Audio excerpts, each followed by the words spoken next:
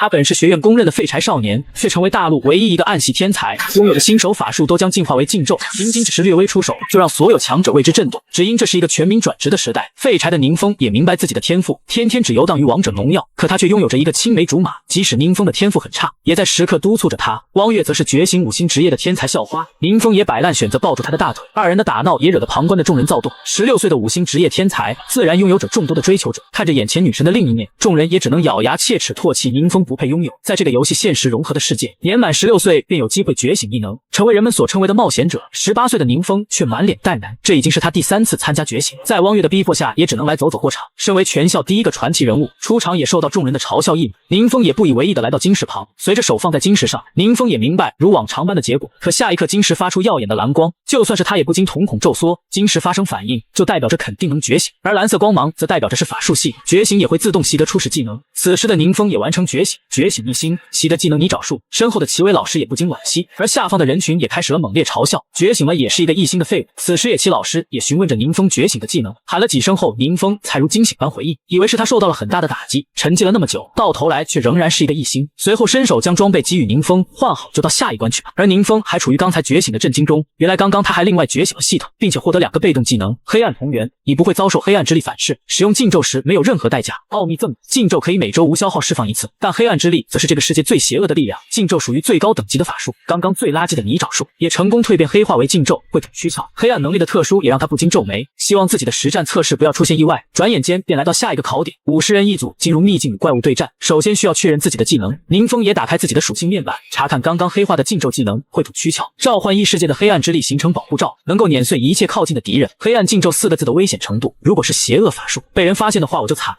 林修怀着忐忑的心情便前往秘境，秘境之中与外界截然不同，最先进入的人已经与哥布林开始了战斗。宁风因为是1星转职的原因，也只能先躲藏寻找机会。整个考场有无人机的监控，黑暗禁咒不能暴露使用，而宁风也没有别的攻击手段，所以只能选择隐蔽。秘境外的教官也面露不满，别人都在杀怪练级，这小子在干什么？齐老师也解释到宁风觉醒的较晚，并且激活的技能还是防御法术，不太适合单兵作战。就在这时，无人机镜头的画面突然消失，检测警报也发现秘境中出现高于平均值的力量波动。秘境内，一个学员被面前的怪物吓到尿尿，只见一个巨型哥布林正在注视着他，在他身后则是更为强大的哥布林军团。起来吧，族人，让这些入侵者全都葬身于此。随后一拳就将无人机摧毁，掉落的残骸却正中宁风脑袋。谁这么没公德心啊？就在这时，他懵逼的呆住。哥布林听见声响已经将他团团围住，没想到这里居然藏着一只小虫子，随后发令便向宁风而去。而无人机已经被摧毁，宁风也正好可以试下刚刚得到的技能，随即手指向头顶，天空一声巨响，帝王闪亮登场。身边爆发的黑暗能量让哥布林也停下脚步，首领似乎也感受到不祥的预感。只见宁风4字落下，秽土躯壳，无数骷髅头从地下钻出向前而去。与此同时的秘境外，检测出秘境中有黑暗之力爆发，所有画面失去连接，而这股黑暗之力已经超越王级，王级以上魔物就可以毁灭一座城市。秘境中的哥布林更为震惊，自己的军团如砍瓜切菜般就被消灭吞噬，禁咒的模样也让宁风不适应，黏糊糊的看着有点恶心。随着时间的推移，击杀哥布林的经验值也在随之增加，小头头也愣在原地，如此强大的黑暗之力竟然人也能拥有。眼看着骷髅向自己袭来，也只有不甘的发出哀嚎。被击杀哥布林先锋，经验值加6000。击杀哥布林首领后，宁风等级也跨越至10级。精英怪的出现也让他疑惑，在他思考时，前面的战场已经掉落战利品，而其中居然有2件都是橙色品质。先锋徽记，敏捷属性勇者加10，土影钩爪，等级要求20，并且可以触发连击。虽然现在只有10级用不了，但是可以卖出去赚钱。想到这，宁风也开始兴奋。缓过神的他此时也注意周围已经一片荒芜，禁术的威力让他大开眼界。这时头顶传来播报，要求考生放弃测试，并且立马撤离。宁风也赶快拿出传送卷轴，自己的事情不能被别人发现。众人也陆陆续续的从秘境之中脱离，教官也没有废话，不要在这里停留，全部离开回城。刚刚爆发的黑暗能量，就算这里所有人加起来都不够打。而伴随着宁风也来到广场，秘境中的黑暗力量源头消失，难道魔物已经跑出秘境？这已经不是目前能处理的范围。齐老师也赶忙汇报，在注意到一旁的宁风后，齐老师赶忙询问着情况，随后便焦急的让他离开。自此之后，学校便宣布暂时停课，并且封锁了学校，禁止进入。难道是因为那个来历不明的精英怪物？宁风却不知道，全是因为自己黑暗能量的释放，心里还在不满的吐槽，好不容易觉醒，测试却被中断，让汪月误以为是被打击了。紧接着便发出邀请明天一起组队练级。宁风毫不犹豫的摆手拒绝，自己只会黑暗禁术，当着别人的面根本用不了，就算是青梅竹马也不能说出去。但汪月却不容置疑，明早8点，西区大门见，也不给宁风拒绝的机会，直接离去。随后宁风便来到交易所，准备买买一件附带泥沼术的装备，明天冒充一下，并且把战利品全部一起处理，再进入后一个销售就走上前迎接。宁风也简单表达自己需要泥沼术的装备，销售眼见像个穷鬼，便不想搭理，随手就丢给了新来的销售。杨欣也没有怠慢的跟随着宁风，并挑选了所需的装备。最后的任务则是出售战利品。在杨欣的指引下来到鉴定室，宁风也不啰嗦，将战利品取出。王大师开启技能鉴定，脑袋里也已经准备好了卖价。在拨通几个电话后，5万金币的价格让宁风也一震，而这个细节也被杨欣敏锐的捕捉。宁风也满意的敲定交易。在门外得知消息的销售也愕然，没想到自己错过了摇钱树。次日的广场，宁风一身崭新装备出场，并且在昨晚也进行了尝试，装备自带的法术并不会自动进化为禁咒，这下就不用担心暴露自己的能力。来到集合点后，便向着汪月打起招，另一边的呼唤也将汪月吸引。身后几个装备精良的壮汉走来，巨斧狂战士、圣职者。汪月也热情介绍到这是自己工会成员，可有两人却一脸凶煞的看着宁风，二人的眼神让宁风懵逼，可为首的看向汪月迅速变脸。月儿，我记得你已经快2转了吧？宁风一惊，每30级才能完成一次转职，汪月都已经快60级了吗？此时赵成手里出现一瓶药水，高阶敏捷药剂，众人也震惊，永久增加属性的高阶药剂，普遍售价昂贵。赵成自然也不放过这桩 X 的机会，2、3万而已，我还不放在眼里。话还没说完就被汪月拒绝，好意心领了，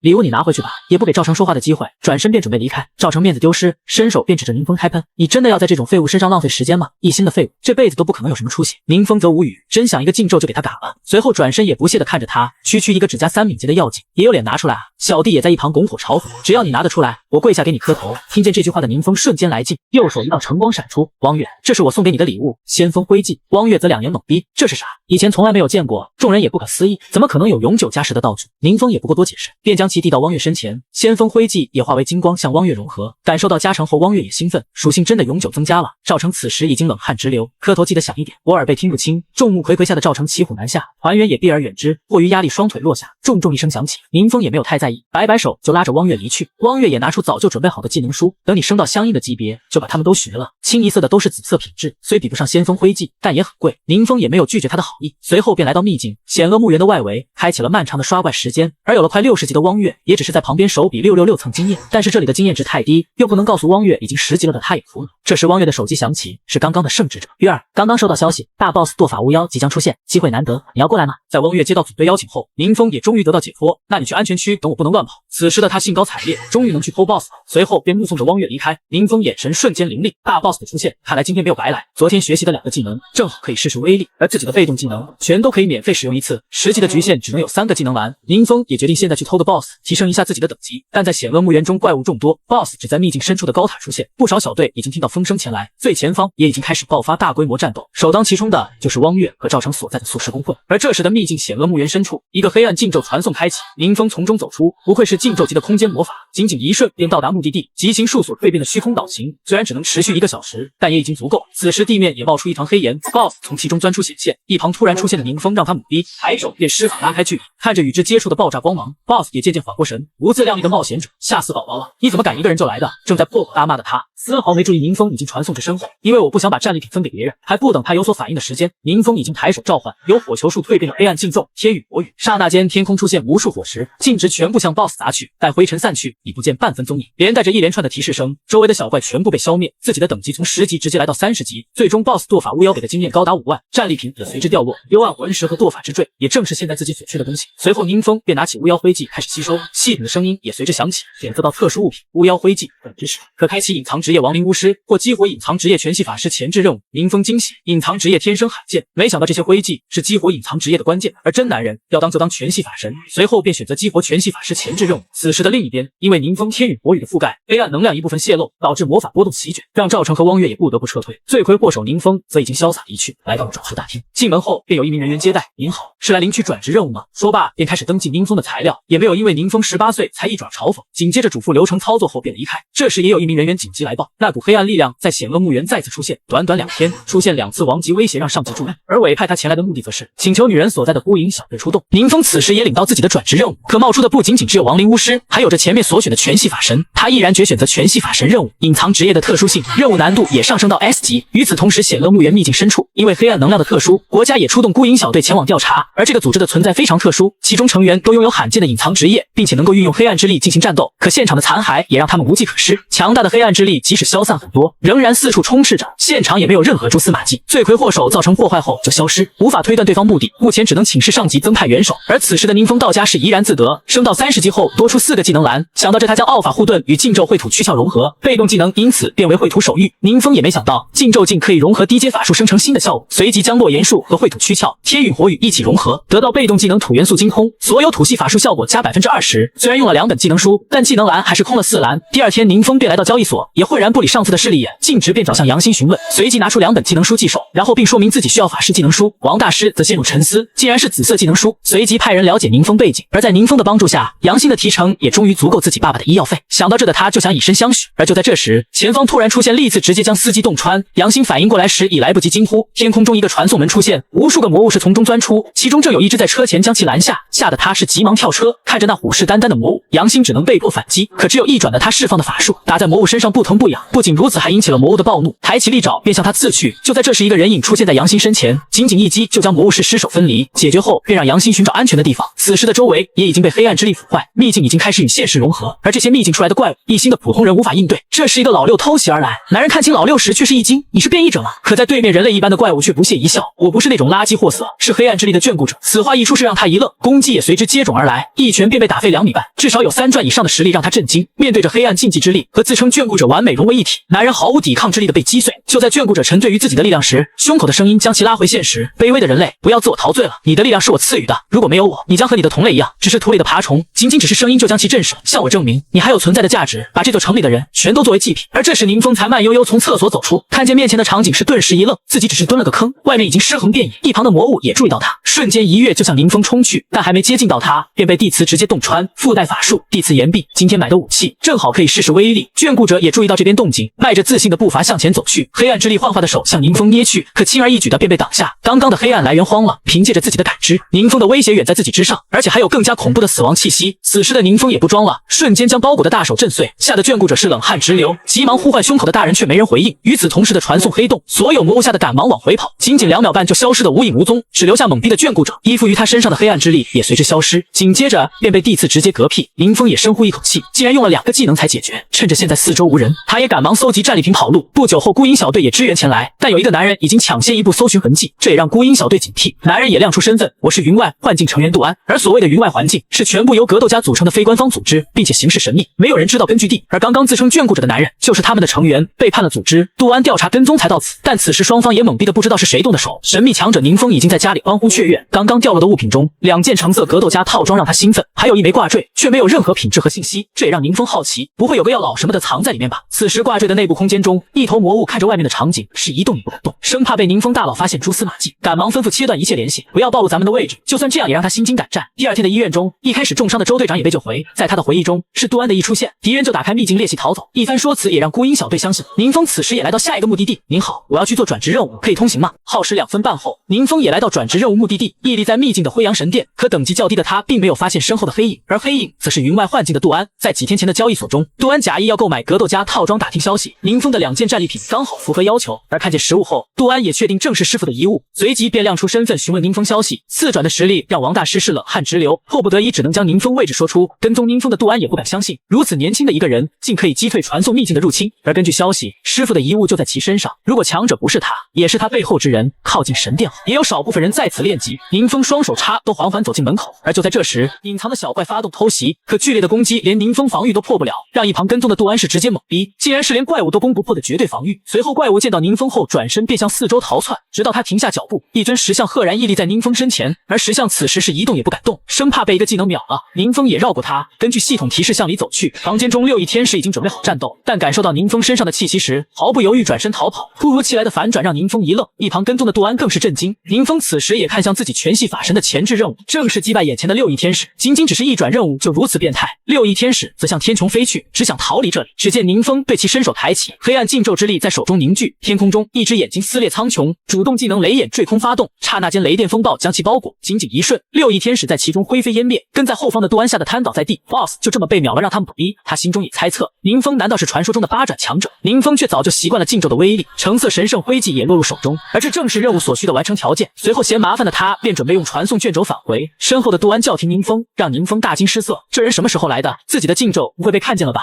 杜安也敏锐地感知到杀机，连忙解释大佬不要生气，我可以解释。杜安也没有废话，将来龙去脉跟宁风说清楚。强如自己师父当年也只能以命才将叛徒击退，而大佬却轻而易举的就直接消灭了。为了确认宁风身份而选择跟踪，原来只是这样让宁风无语。可他下一秒却陷入沉思，杜安身为4转强者，自己根本发现不了跟踪，自己等级还是太低，照这样下去暴露是迟早的事。杜安看见这个眼神是冷汗直流，赶忙感谢大佬帮忙除了叛徒，并且报了自己师父的仇。宁风审视了一番后，随即警告道今天的事保密。身为独狼的杜安也决定先跟随宁风。这时手机突然响起，宁风接起后传来齐老师的声音，在了解宁风现在在外地后，便准备等他回来再说。宁风虽然不急，但也没多想。与此同时的办公室内，刚刚的电话便是孤鹰小队要求的试探，一个几天前才觉醒的学生，突然就达到了1转，让他们注意。齐老师也保证宁风的品性不是坏人，但有些事情他们也必须调查清楚。另一边的宁风2人也来到龙博士中，由于辉阳神殿刚刚爆发的黑暗能量，市区已经被动开启防护罩，宁风也有点尴尬，没想到只是一个技能就触发了最高警戒。但此时的防护罩上空，一个传送门赫然出现，从中涌出数只魔物。看见防护罩的领头轻蔑一笑，仅仅只是一指，保护罩瞬间洞口大开，给人了一个惊喜吧。所有魔物瞬间涌入，里面最先发现的人群大惊失色，魔物们却已经开始了各自的屠戮，人群瞬间慌乱四处逃窜。杜安也识趣的开启真武斗气向前挡住宁风，而这可能又是和昨晚秦于氏一样的高强度秘境入侵。杜安也在询问着要不要出手，你有解决的办法吗？杜安听后心理活动丰富，大佬明明可以轻松解决，竟然还询问我解决的办法，看来是要考验自己。说罢他便准备出手，我明白了大佬，交给我就好。宁风也一愣，正好自己不方便出手，由他去吧。此时的人群中早已混乱不堪，面对着高级魔物的战斗力，对于1转2转人类强者来说根本毫无实质性的伤害，仅仅只是一个照面就被重伤倒地不起，这也让他们陷入绝望，全力攻击连碰都碰不到，众人也放弃抵抗，全部转身逃跑。魔物也享受着自己的杀戮盛宴，就在他劈下的一刹那，杜安出现将其挡下，大佬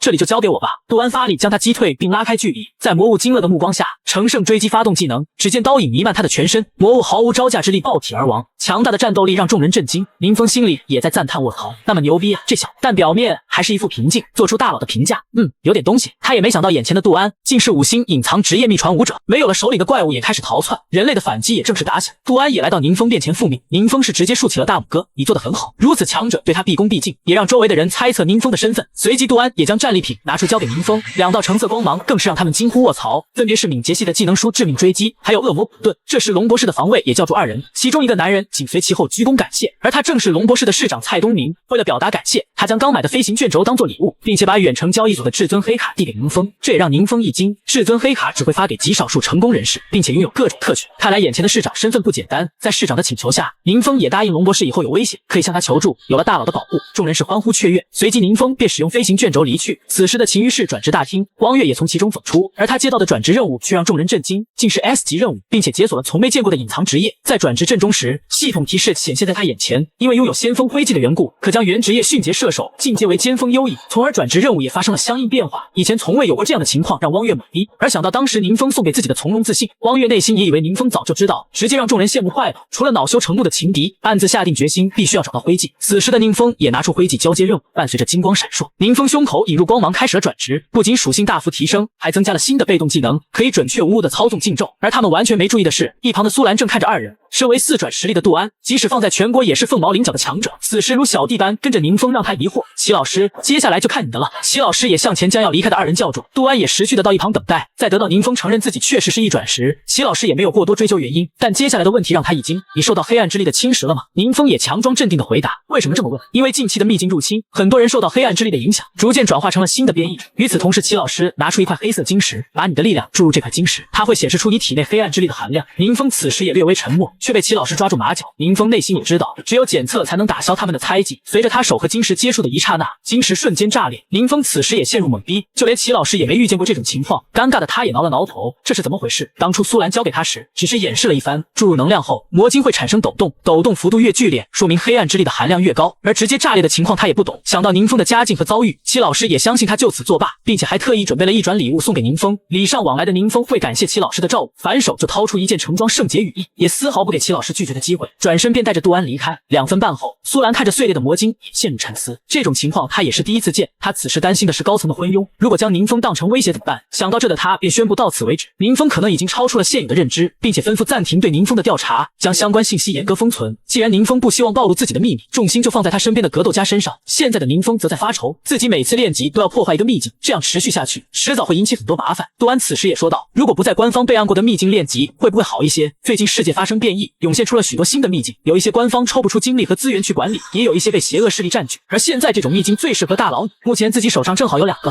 大佬需要，我可以再去搜集。宁风愁容也一扫而空，正好明天去交易行将战利品出售。随后杜安也离开去酒店休息，一个西装眼镜男将其拦下，而他正是秦于市刚上任的市长，并且以特殊冒险者凭证为礼物，邀请杜安在秦于市常住。杜安看着手里的凭证，可以拥有很高的权限，想着宁风就住在这里，而且可能大佬将来用得着，爽快地答应了市长的请求。休息了一晚后的宁风也准备去交易所售卖战利品，而此时的交易所中，杨欣也因为接待几次宁风有所成绩后，被老员工针锋相对，伤都没养好，就想回来攀高峰嘛。此话一出是让杨欣怒不可遏。从之前4转强者杜安打听消息后，女人便猜测为宁风是小偷，并且可能早就被杜安碾成粉碎了。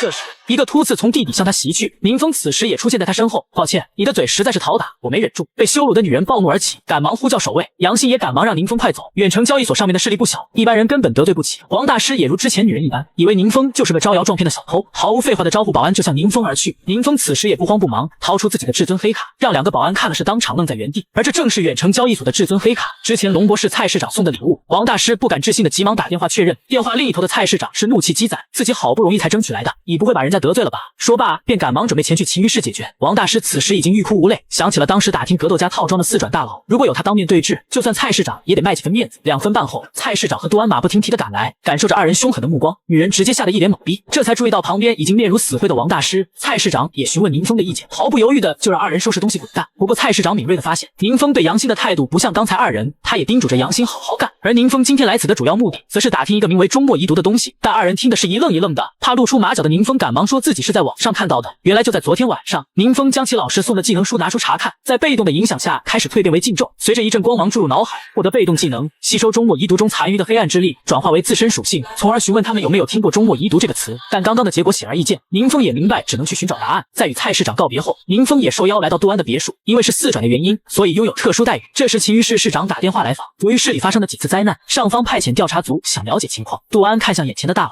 请求了宁风的意见后答应。与此同时的秦于市会议室中，刚刚被杜安回绝的调查组面露不满，随即下令调查工作由自己全权接手。紧接着他便来到宁风第一次所来到的险恶墓园中，看着其中严重的破坏情况，他也忍不住惊叹，即使是残余的黑暗之力，依然精纯而强大。就在这时，他面露兴奋，召唤出如魔物般的宝物，疯狂吸食着周围的黑暗之力，强大的力量也让他更加癫狂。这时正在打王者荣耀的宁风突然心有所感，仿佛有什么东西通过气息跟自己相连，脑海中也传来系统提示，发现终末遗毒。在仔细感应过后，联系变得更加清晰。宁风也将还没完成的游戏交给杜安，然后前往寻找。从自己所感应的定位，那东西大概在险恶墓园附近。而这时的险恶墓园秘境入口处，刚刚吸收黑暗之力的调查员被完全寄生，变为了终末遗毒的载体，疯狂暴怒的在周围肆意破坏，让赶来的苏兰众人震惊。仅仅只是片刻对抗，就重伤倒地不起。怪物也趁机朝着市区奔去，正好遇到了半路的宁风。就在他思考要不要用禁咒先给他打趴下时，怪物已经猛然一跃向他袭来，可尖利的突刺就在离宁风2厘米的头上停下，绝对防御让怪物无法再进一步。强大的力量让怪物冷汗直流。这时系统提示也从脑海响起，检测到终末遗毒是否开始吸收。随着宁风手指按下式的一刹那，庞大的黑暗之力向周围包裹，怪物的终末遗毒全部向宁风而去，并且其中还带有着他自身携带的记忆碎片。吸收完毕后，宁风则兴奋不已，全属性加100，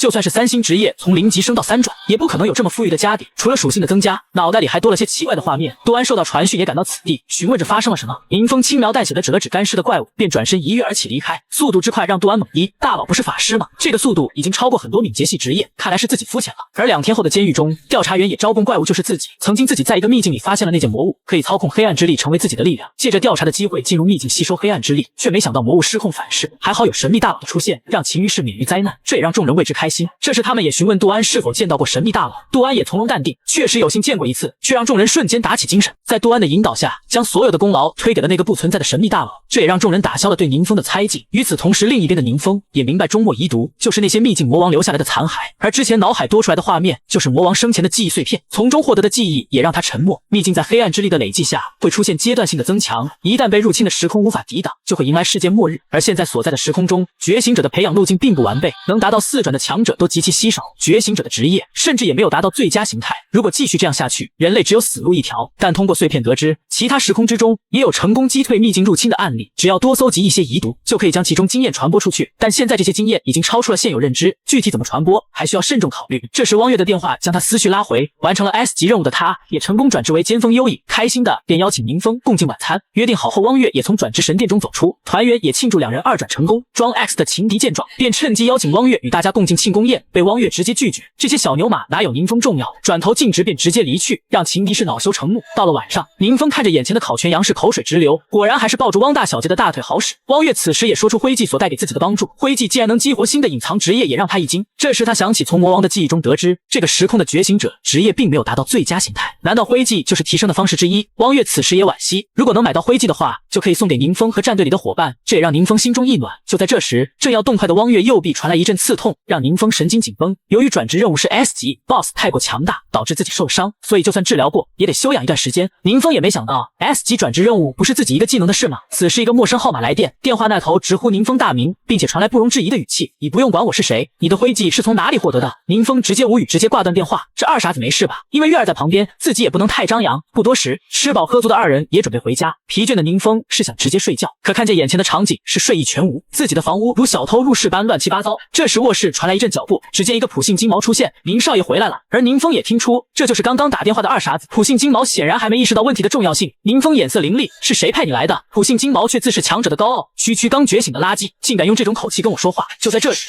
身后一个蓝毛突然抱起向宁风冲去，宁风微微偏头便轻松躲过，随后一个肘顶就直冲他的面门，瞬间让其丧失战斗力。反应过来的金毛是冷汗直流，消息不是说他只是一个废物法师吗？竟可以一招干掉3星刺客。想到这的他只能祭出暗器，但在宁风吸收周末遗毒拳属性加100后，反应和速度的显著提升，黄毛在他眼里不过是跳梁小丑，吓得他是不管队友赶忙转身就跑，逃到一半就被宁风逮住。随后在宁风的监督下，二人将屋子收拾得干干净净，并且将身上所有东西交出。他们此时也老实交代，是宿师公会的情敌赵成，故他们前来打听徽记消息。宁风听后也恍然大悟，既然你对我下黑手，就别怪我对你不客气。说罢便对二人使用禁咒技能，由扰乱心智蜕变为禁咒的绝魂暗移，可以掌控目标心智，短暂化为一具强大的分身。此时另一边的赵成二人也结束回家，想着汪月的转职让他也是心生嫉妒，而汪月的受伤也是因为他们的计划之内，故意让 BOSS 过去压压他的锐气，随后自己来个英雄救美。没曾想汪月是个狠人，就算受伤也将 BOSS 干掉。而他们此时才注意到前方的黑影，待看清是自己雇的金毛时，赵成也面露不屑询问有没有拿到消息，可金毛却答非所问：“月儿的伤是你们造成的吗？”此话一出，是二人一惊，还没等他们俩反应过来，自己的脖梗就被金毛捏住，任凭他们怎么挣脱都无济于事。控制着金毛的宁修怒火中烧，黑暗之力直接将二人侵蚀，随后金毛也自己灰飞烟灭，他们全部变成了灰烬，应该不会留下证据。不过这次的事情也让宁风意识到危险，自己住的小区根本拦不住觉醒者。原本打算按照魔王记忆整理出重要的东西，幸亏还没有开始，否则被老六发现肯定会造成不小的麻烦。思考了一会的宁风便打算前往杜安别墅，4转强者和高档别墅区的安保要好上许多。杜安听后是怒火中烧，但此时的宁风心思已经不在这件事，询问着杜安是否认识炼药师，而且水平必须高一些，能够信得过，最好是自由身份，牵扯关系越简单越好。这也让杜安面露不解，只因在宁风吸收的记忆中，魔王曾经杀害了几位高阶炼药师，而他们调制的药剂效果明显高于这个世界的水平，具体的宁风也没有学过，只能将散落的药房抄下来，找个专业人士探讨。但是加入了工会的炼药师往往身不由己，泄密的风险也就更高。有了今天晚上的教训，宁风不希望那么早就有贪婪的苍蝇叨扰，随后吩咐杜安多注意后，便去准备找其他人再问问，紧接着便打电话给汪月询问。而汪月正好有一人选，自己战队的牧师徐婷，他哥哥就是不错的炼药师。这个消息也让宁风内心喜悦，在汪月的牵桥搭线下，二人也很快见面。徐威也没有太多废话，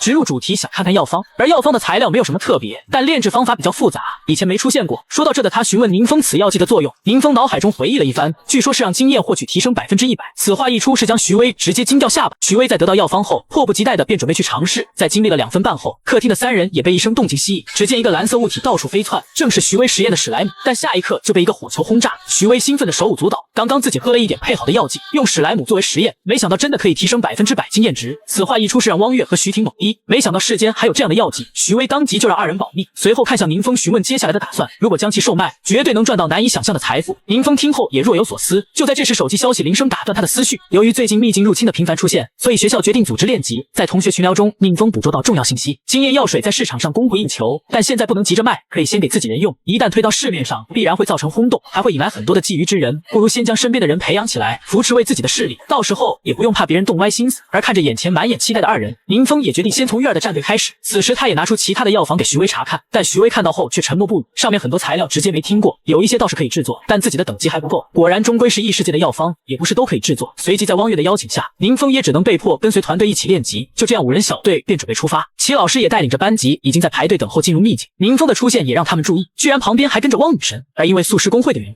可以直接进入秘境深处，这让他们嫉妒不已，自己也想抱住宿师公会和汪女神的大腿。这时一道声音在其耳边响起：“你说的汪女神是全国超新星榜排名第5的汪月吗？”在得到肯定的回答后，3人也径直向秘境走去。一旁的学生也认出这3人的身份，分别是排名第4的常木秋、排名第3的李克，还有排名第2的顾云舟。众人在进入秘境后，周江树看着手中的经验药水欣喜若狂，性格直爽的他也不知道自己该如何报答，拍着胸脯向宁风保证自己言听计从。一旁的汪月都看在眼中，宁风的性格从不擅长交际，所以他的朋友一直都很少，尤其是16岁那年第一次觉醒失败之后，学校里所有人的嘲笑让他变得更加孤僻。看见宁风现在如此开心，汪月也欣慰，希望他能振作起来，随即向众人吩咐战斗阵型。宁风则不用出手，以免吸引怪物的注意力，自己则负责拉怪，周江树负责抗怪，徐婷以增益性和保护性为主，徐威用药水见机行事。宁风也无奈，自己竟被保护得明明白白。在众人默契的配合下，小怪也如砍瓜切菜般纷纷被消灭。有了经验药剂100%的加持下，经验值也都迅速增长，离他们考上重点大学更近一步。就在这时，洞口却传来一声嗤笑，3个身影从中缓缓走出，顾云舟也露出一脸轻蔑，连2转都没到的家伙，居然就想着考重点大学，蛮有意思的。周江树和徐婷也认出3人是全国超新星榜上的，面对着顾云舟的嘲讽，汪月也脸色微沉：“我们在练级，你们有事吗？”而3人此行的目的就是为了招揽汪月进入自己的战队，可直接被汪月回绝。顾云舟也耐心解释，由于秘境频繁发生异动，怪物也越来越难对付，3家重点大学都提高了考核标准，今年只招收精英战队或个人，条件非常优厚，但是名额稀少，所以榜上的人都在重组自己的战队，你是注定会成为强者的人。至于你现在身边的队友，就是最大的原罪。听到这话的汪月直接恼怒，抬手就准备弓箭动手，却被徐婷拉住，不用理这些人。汪月转头便带领队伍离去。宁风也有点想揍这个嚣张的白毛，就在他要上前跟紧队伍时，一个身影将其拦住，嘴里还在辱骂着废物快滚。宁风此时也心中不爽，眼看就要直接动手，周江树突然出现拦在他的身前，李克却满脸不屑，故意下本手蓄力一拳便直接向前轰去。尽管周江树尽力格挡，实力的差距也让他肋骨断裂。汪月见状赶忙靠近，却被顾云舟拦住。看着眼前李克的羞辱，周江树也让宁风后退，不顾自己伤势蓄力准备还以颜色，可对面的攻击却抢先一步而来，汪月和徐婷也来不及救援。就在即将命中的千钧一发之际，一只手出现将其轻而易举挡下。宁风挡住李克的全力一击，随即反手将其握住，猛地用力将其甩飞数千米，力气之大直接将山包撞碎。仅仅只是一招便让李克丧失战斗力。宁风也将刚刚他所说的话原封不动还给他。废物！看见李克倒地不起，顾云舟也赶忙前去支援，被汪月一剑命中臀部，众人也因此出了口气。常木秋愣在原地不敢乱动，法师徒手打败了狂战士，弓箭手近战射中了肉盾，发生的一切将他认知颠覆。2个超新星榜的精英却都不是一招之敌。宁风也是被逼无奈，便要逼自己摊牌，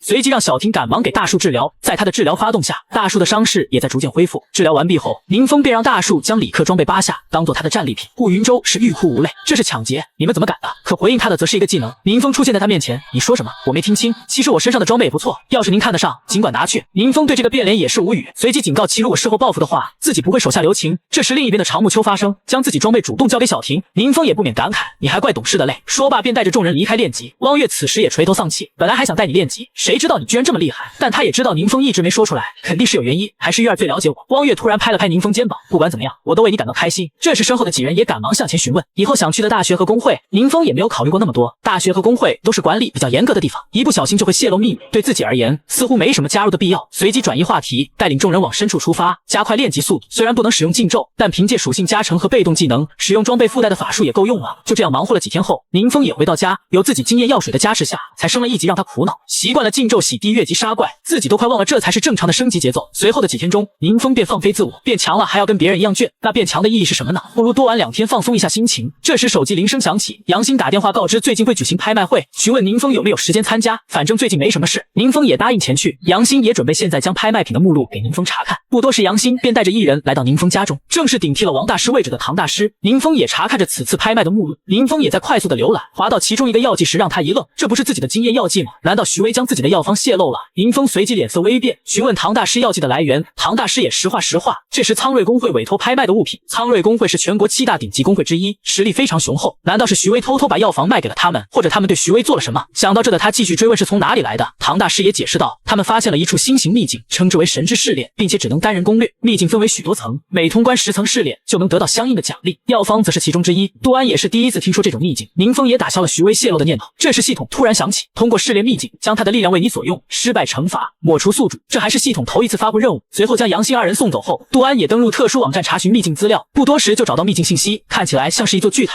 并且被苍瑞工会注册为独家权限，官方允许他们自行管理，未经苍瑞工会允许，外人不得进入。就算是这样，宁风也不得不去，完不成任务自己就会被抹除，自己必须前去想想其他办法。宁风不多时便来到门口，从论坛上也收集了不少关于试炼秘境的信息，这也帮助宁风增进了一些了解。使用技能进去，他们绝对发现不了。随即禁咒传送技能发动，直接在守卫上空出现一条裂缝，宁风也直接向门口一跃而去。而就在这时，宁风瞳孔骤缩，其中一股强大的力量涌出，发生爆炸，将其护体的绘图手玉瞬间击碎，周围也全部被爆炸所波及。与此同时的宁风家中一道裂缝出现，宁风伤痕累累从中钻出，整个人完全没有任何力气瘫倒。此时的他也震惊，那股力量到底是什么东西？就连系统也受到了损伤，到底是什么探查技能？以为略微出手就是这个世界的极限，可他刚进秘境就被打成重伤，更要命的是他的身份似乎被联盟高层发现了。此刻试炼秘境的大门前聚集着几道身影，一只散发着光芒的手掌伸向了倒地的守卫。经过一番查探，牧师确定守卫只是被震晕，并未受到多大伤害。悠悠醒转的守卫见到来人突然一惊，苍月工会会长何诗雨面色严肃地询问刚刚是怎么回事，守卫却只记得自己刚刚在看门，不知道为什么门就炸了。何诗雨听到这话，当即联想到可能是秘境发生了异变。一旁的法师见实在查不出原因，就向何诗雨请示要使用奈何。在经过同意后，他便高举双手开始吟唱，伴随着时间回溯魔法发动，他们头顶的天空开始不断变化。还好这座秘境自带特殊阵法，不仅能够记录内部和周围的影像，还能通过时间回溯进行查看。时间的滴答声不断传入众人耳畔，然而看到画面的何诗雨整个人一惊，只见一个浑身黑岩缭绕的人出现在秘境门外，接着有个神明喊道：“大胆邪神，竟敢侵犯我的领地！”随后他一声大吼，双手迸射出金光，那缠绕黑岩的身影直接被击飞。听到是邪神入侵，工会众人大为震惊，而那神明见自己攻击并没有留下对付，默默念叨着要阻止他毁灭世界。听到这话，何诗雨几人都被吓得魂不附体，知道事态紧急。回去后，他便邀请几大势力召开紧急会议，看着影像中的黑影，他们终于确定神明是真实存在。微雨工会会长刘应真从影像中推断，神明释放的法术已经达到了传说中的禁咒级水平了。其他几位会长也没有想到，秘境信息中关于通关后能获得神明的恩赐，居然会是字面上的意思。突然有人说道，关键问题在于禁咒级的法术都没有消灭邪神，这可不是一个好消息。确实，如果邪神打算毁灭世界，咱们恐怕没有任何办法去应。就在众人你一言我一语的讨论着该如何对付邪神时，而何诗雨则看出这些老家伙想要趁机让他把试炼秘境开放出来。各位想参加试炼我不反对，但是我必须提醒大家，以我们目前的实力根本无法通关秘境。听到这话，会场突然安静了下来。这时刘应真笑着开口，老冯你有什么想法？我有什么想法？你们一个两个不是都很了不起吗？我能有什么想法？刘应真让他别生气，并表示如今大敌当前，实在没办法才把他请回来的。老冯此刻火冒三丈，在你们眼里除了防备我们这些变异者，哪还有什么大事？我徒弟上报了异常，你们不处理就算了，还弄个什么调查组？要不是最后我秦于氏的神秘大佬出手，你们就是残害无辜的罪人。刘应真无奈让他消消气，脑袋都快烧没了。一旁的骆月宁心想，原来这就是那位受黑暗之力影响而隐退的冯乾。刘应真则将要把这影像给那神秘大佬看一下的想法说了出来。听到这话的老冯更加的愤怒，有事冯前辈，没事冯老狗，现在想到我徒弟了，早干嘛去了？刚想继续发飙，他便听到刘应真说他那有2箱好酒，一会儿就给他送去。最终为了大局，老冯才熄火答应了对方。而此时的宁风正躺在床上查看着系统最新的任务，名为没关系小场面。宁风看着这名字也是一阵无语，不过系统应该并没有出什么问题，但是昨晚确实挺吓人的，难道是我有什么地方弄错？来到客厅，他惊讶的看到有陌生人似乎在等他。冯老见宁风到来，客气的站起身跟他打招呼，而宁风一时不知对方要做什么。杜安立马上前介绍，这位就是孤影前负责人，现任的冒险者管理局局长冯鄂先生，而另一位则是冯老先生的弟子，本省的孤影负责人苏兰女士。在听到对方的名字后，宁风大惊，您就是赤焰死神。见对方听说过自己，冯老满意的笑了笑。要知道当年他可是立功无数，参与开发了许多大型秘境，粉碎了不知道多少的邪恶冒险者组织，号称最强变异者的存在。而就是这样一位存在，此刻却拿着500万金币以及200瓶高阶经验药水来预祝宁风学业有成。宁风不可置信，这手笔是不是有点大？随后他便询问起两人的来意。苏兰随即从袋中摸出一个投影装置，随后神明大战邪神的影像便出现在宁风面前。见到这一幕，宁风被吓得整个人都不好。没想到我一个普通高中生，学校的5好青年，居然是邪神。随即联想到系统最新的任务，他现在觉得这一切都是系统在坑他。他努力平复自己的心态，不让自己露出马脚。接着他便向冯老保证，一会儿就会把视频发给大佬，有消息会及时通知他们。而苏兰也识趣的将名片递给了他。接过名片，宁风这才发现，这不就是负责接待我转职的那位大姐姐吗？怪不得自己那么快就暴露。在离开公寓后，冯老对宁风的为人表达了肯定，并将官方想要拉拢他的事情说了出来。对此，苏兰有些疑问：“师傅，您是觉得宁风就是那个神秘大佬？”苏老则是意味深长地看向远方：“是与不是并不重要，重要的是我们目前的礼节肯定到位，敌人正在不断变强，而我们就像何诗雨说过，连得到神明恩赐的资格都没有。”男人霸气表示，只要自己还在，整个世界就不会毁灭，只因他就是那个神明口中毁灭世界的邪神本人。而在知道秘境真相后，宁风的内心五味杂陈。原来之前是因为神明追查自己才使系统受损，而且对方一击就击碎了我的绝对防御。那他的实力肯定也已经达到了禁咒级。现在最重要的是修复系统，以此来躲避神明的探查，并且要尽快完成系统发布的2个任务。接着他问杜安、冯老他们有没有留下什么资料，随后便得知试炼秘境又称试炼塔，层数未知，目前闯关的最高纪录是苍瑞会长创造并保持的42层。经过一番深思熟虑，他知道自己不能轻易冒险，况且任务也没有指定必须要由他来完成。于是宁风询问杜安能闯到多少层，杜安略一思考便说自己能闯到35层左右。听到回答并没有超出宁风所料，而今之计只有杜安去参加试炼自己才能放心。随后他微微一笑，是时候给杜安准备一场特训。次日，冯老听到大佬要派人去参加苍瑞工会的试炼时，也是大吃一惊。苏兰将杜安要借用训练室特训的事情简单说了一下，我记得杜安好像还没有到5转吧。突然冯老不知为何哈哈大笑起来。据说昨天7大工会会长去挑战试炼秘境全部失败，苏兰十分惊讶，没想到就连工会最顶级的强者刘应真都没有成功。霎时间冯老的脑袋着了起来，事情变得有趣起来了。这一反应把苏兰吓了一跳，那火焰是老师承受的代价，一直在燃烧他的生命，真的没有办法恢复了吗？几日后，宁风带着杜安来到了训练室门口，之前跟宁风组过队的几人看到4转5转的强者都在这有点吃惊，回忆起之前差点就去找宁风的麻烦，他庆幸自己当时还是明智的。而在苏兰跟杜安介绍训练室的时候，宁风则是好奇的东张西望。这时杜安将一个 U 盘交给苏兰，苏兰看到里面的资料后大吃一惊，秘境里面怪物的信息居然出奇的详细，殊不知这个秘境原本就是魔王入侵的地方，宁风只是将记忆中的信息拿出来了而已。而冯老则是征求要旁观杜安训练，杜安受宠若惊，冯老让他别介意，活到老学到老。另外还有件事想要跟你确认下，大佬有没有说过邪神真的会毁灭世界吗？听到老师突然问出这个问题，苏兰紧张的转头看去，此刻所有的压力都给到了杜安这边，而杜安丝毫没有惊慌，淡淡的说大佬回答了8个大字。冯老和苏兰立马竖起了耳朵，一副迫不及待的样子。大佬说只要有我在，世界就不会毁灭。冯老闻言笑了笑，真是轻描淡写又霸气十足。苏兰越来越好奇那个大佬究竟是个怎么样的存在，对自己的答复非常满意的宁风内心已经乐开了花，我真是机智，不愧是我。得到满意答复的冯老握住杜安的手，接下来的试炼秘境就看您的了。训练室外的3人正聚精会神地看着里面模拟出的试炼秘境，只见杜安正重重地摔倒在地上，凶狠的魔物一只接着一只向他走去。然而杜安的内心毫无畏惧，面对着突然冲上来的魔物，他大喝一声，正想上去战斗，却被突如其来的声音喊停。下一秒，那些魔物和场景逐渐消散，只留下气喘吁吁的杜安。宁风让他稍微出来休息下，调整状态。可是，一向要强的男人却想着自己不能让大佬失望。一旁的苏兰感叹，刚刚如果是自己的话，估计已经结束了。而观看完全程的冯老想起苏兰说宁风几天就完成1转的奇迹，他相信同样的事情也会发生在杜安身上。殊不知此刻的大佬正纠结自己想的太简单了，没有考虑到人体的极限。他看着训练室挣扎的杜安，内心担忧，倘若杜安不能通过试炼，最后还是得由我亲自完成。可是我的战斗经验还是差了点。想到这，他找了个借口跟冯老道别，趁着离开学还有一段时间，我必须要尽快提升自己。他来到一个偏僻的小弄堂内，为了避免被监视，他拿出了飞行卷轴。随后一阵光芒包裹宁风全身，再次出现时，宁风已经换上了一身装备。经过几番跋涉，他找到了一处秘境入口，这就是杜安说的2个野生秘境之一，目前还未被官方管控。这附近似乎已经有人战斗过，不过也无所谓，我先进去看看再说。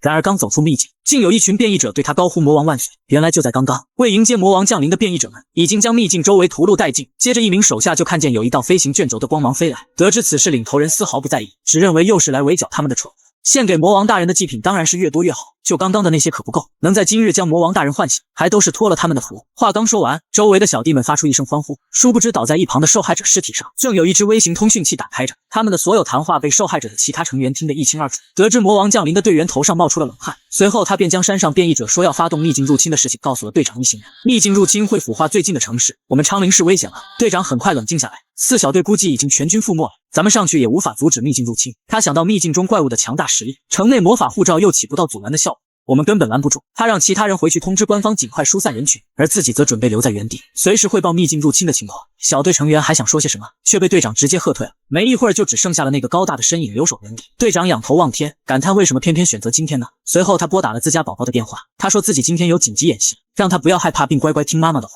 没待对方回答，他便果断挂断了电话。可是对方竟回拨了过来，男人无奈地接通电话。正当他想说些什么的时候，一股强大的黑暗能量从秘境方向爆发。向来要强的男人在此刻竟忍不住流下了眼泪。远去的队员见到那黑暗能量爆发，也都认为秘境入侵马上要开始了。此时在秘境入口处，那变异者首领兴奋地大喊，魔王大人一定会保佑他们的。殊不知秘境内此时已经被完全冰冻住，这便是宁风最新习得的技能，由寒冰剑蜕变而来的极度深寒，召唤无尽冰灾，席卷世界。宁风开心地敲打着周围的冰疙瘩，这里的怪物经验真高，一下子就升到了37级，还学会了新技能，就学这个技能吧。不久之后，秘境的大门光芒大涨，一双脚从其内缓缓踏出，变异者们赶忙跪拜大喊恭迎魔王大人。而刚出来的宁风见到这一幕，满脑子问号。空气在变异者们抬头的瞬间安静下来，反应了一会儿，宁风大喊什么情况？变异者也指着他大叫，魔王大人去哪了？殊不知可怜的魔王此刻已经凉了，他不认识我们，肯定不是魔王大人，也不是其他的眷顾者，但是这家伙一身新手装扮，怎么敢独自一个人来着？突然他想到刚刚看到的飞行卷轴，便好像明白了什么。臭小子，你是来效忠魔王大人的吧？宁风一脸淡定地否决了他的想法，而感受到挑衅的变异者此刻恨得牙痒痒。我可是手上有200多条人命的级通缉犯不容。宁风却毫不理会他的话语，你们要打就打，别那么多废话。听到这话的不容怒不可遏，既然你找死，那我就成全你。身后的小弟们听得大哥这么说话，也都愤怒地大吼起来。可是天空不知何时竟变黑了，发觉异常的众人突然都傻眼了。只见一张恐怖的脸庞正在空中俯视着他们，这便是宁风刚学会的技能探测术蜕变为凌虐世界，可以使敌人陷入幻境，洞悉对方一切弱点，并以此施加折磨。所有人都被吓傻了，大喊着这是什么东西，我想回家。宁风的眼中黑暗能量喷涌，刚学的禁咒就让你们尝个鲜吧。随后顾荣身上的弱点就全都暴露在他面前，甚至还出现了弱点相关的详细介绍。没想到这个技能可以把弱点罗列的这么细致，在这个技能面前，敌人的所有破绽都会暴露出来，而在幻境中可以按照我的意志对被困住的家伙反复的实施弱点攻击，就像恶魔在玩弄无助的猎物一般。这个折磨人的技能真是变态，不过能看到弱点倒可以利用一下。几分钟后，秘境上空已经放晴，不知道为什么会这样的队长如实的汇报了情况。随后他便打算亲自前往调查下究竟发生了什么，反正真要有什么意外的话，逃也逃不掉，死在山下和山上，无非就是多走几步路的区别。然而到达现场后的他才是真正的被震惊到，以及通缉犯于禁之刃顾荣以及他的部下竟然全都被干掉。听到这情况的小队成员不可置信的询问里面究竟发生了什么。这秘境内似乎被一场巨大的冰雹封住，没有一个活着的怪物。队员着急询问秘境内的 BOSS 怎么样了，好像被我打碎了。我当时只是想确认下他死了没，谁知道随便一捅就碎了。那么队长，今天这个秘境他还入侵不？看着地上碎成渣的 BOSS 尸体，队长沉默了。男人本是毫无天赋的学院废柴，如今众多天才为了向他看齐，竟不惜转学到他学校，就连冒险管理局大佬冯前辈都要拉他一起玩游戏。试炼卡在45层的杜安一度感觉自己愧对大佬，反倒是在野外秘境偷吃回来的宁风让他别放心上，多休息几天。听到大佬没有放弃自己，还要给自己魔鬼特训，杜安激动地流下眼泪。大佬晚上您想吃什么？我立马给你点。随后他便高兴地哼着小曲离开了。好不容易打发掉杜安，宁风当即掏出手机准备玩会游戏放松一下，可还没开始就看到冯前辈发来的信息，他这才想起上次告别时两人互加了微信。上分部带我一个，我坦克贼溜。宁风一脸不可置信，冯前辈这是被盗号。见宁风迟迟不回，冯前辈立马发语音自证清白，打消他的心中疑虑。宁风的心情不知为何愉悦起来，两个大佬合作，轻轻松松就获得了胜利。宁风也没想到冯前辈游戏水平居然这么高。冯老前辈趁机表示自己经常跟孙子一起玩，而且他的年龄跟宁风一样。闻言，宁风也不矫情，当即表示下次一起，毕竟自己要跟官方搞好关系，这可能是一个不错的突破。3大重点大学为选拔优秀学生，组织了一个超新星训练营，我这还有2个名额，你想不想去？宁风考虑到将来可能要跟神明为敌，而自身战斗经验又相当匮乏，于是他很高兴地答应了对方。冯老听到回复后，欣慰地看向了一旁桌子上的照片，你们2个还真像，说不定能成为好朋友呢。次日，在秦于市第7中学中，同学们正讨论着今年高考对战斗要求越来越严格，时不时还要吐槽下自己怎么跟宁风那个废物没有区别。很快上课铃声响起，老师热情地介绍今天新来了一个同学，希望大家以后能好好相处。见到新同学，班级里的男生都不淡定。大家好，我叫常木秋。宁风则认出这人就是上次在秘境中找茬的那一个。常木秋那不是全国超新星榜排名第4的那个吗？怎么会跑到我们这种小地方来？而这个全国第4的新星竟主动要求坐到宁风旁边，老师有点疑惑地答应。常木秋立马红着脸默默地走到了宁风的隔壁桌，霎时间全班所有男生用杀人般的目光看向了宁风，宁风只能疑惑地看向一旁的常木秋。此时在校长室内，张校长质问道：姓方的，你到底用了什么手段把我们学校的常木秋骗走？他人不光走了，还带走了一个训练营的名额，这可是要影响我们学校升学率的。方校长嘴上说着抱歉，心里则是乐开了花。这个训练营全省都只有4个名额，我们学校本来有2个，现在又多一个，怪不得张校长要千里迢迢跑来质问。这时校长办公室大门被敲响，敲门的老师说有人要见校长，说您的电话打不通。谁啊？我跟张校长正谈事呢，手机静音了。听到来人是冒险者管理局的冯前辈后，2位校长不淡定了。很快校长就把冯前辈请了进来，这位可是真正的大佬啊，平常都只是在电视上看到过。而冯前辈则介绍起一旁的孙子来。方校长笑着询问自己能做些什么。冯前辈拍了拍孙子的肩，第一件事就是想让自己的孙子转到贵校学习。简简单单的一句话让2大校长惊掉了下巴。这冯瑞可是全国超新星榜排名第12的暗黑系血缘骑士，听说这排名还是因为他担心黑暗之力失控而没有用全力的原因。张校长无法理解为什么冯局长的孙子会选择到这种没啥名气的小学校。刚想着张校长的学院又多了一个名额，就听到冯老说要将自己的2个指定名额让出来。凭什么？到底发生了什么让这个学校吸引这么多超新星，还获得这么多名额？张校长抱歉，你看我这挺忙的，就不多留您了。话刚说完，可怜的张校长就被关在了门外。冯老坐下后就说要把名额指定给宁风。方校长不理解，这宁风才刚刚觉醒也能去训练营吗？冯老让他别多问，这都是上面的意思。此刻校长内心翻江倒海。管理局是专门负责监管冒险者的机构，独立于7大工会之外。宁风是怎么搭上这条线的？而这时教室内的宁风满脑子问号，怎么你们3个都转到我们班级了？这不是要积极向大佬看齐吗？听说学院联系赵成没联系上，于是就把名额给我了。而另外2人闻言后不知为何竟有杀气弥漫。峰哥则热情地跟刚来的冯瑞打起了招呼。常木秋暗想自己一定要加倍努力才能不被大佬嫌弃。看着一群超新星围着那个学院废柴，其他同学内心别提有多难受，都想要跟那些天才聊上2句。没想到我的身边突然就热闹起来了。这个男人究竟安排了怎样的魔鬼特训，竟将管理局大佬冯前辈惊得脑袋起火？这一切还要从他孙子江心获得的技能书送给宁风说起。看着召唤水元素几个字，宁风也忍不住惊叹这是有价无市的好东西。常木秋也不甘示弱，当即掏出一本技能书献给宁风，这是战斗法师的技能，这类技能可不比刚刚那个召唤法术差呀。然而此刻宁风却无法学习这2本技能书，只因在开学之前去的另外一个野外副本，居然要5人组队才能进入。由于当时获取的信息不足，害他白跑一趟没有解锁新的技能栏。想到要为将来做打算，宁风毫不犹豫地接受了2位的好意，并拿出了2团金色光球回礼。这里是40瓶高阶经验药水，你们1人1半吧。据说这是苍瑞工会独有的宝贝，只有他们重点培养的内部成员才能获得。这东西在拍卖行价格可不便宜，没想到大佬一下子就拿出40瓶，这样的大腿，我绝对要紧紧的抱住。对此，汪大小姐偷偷摸摸的来到宁风身后，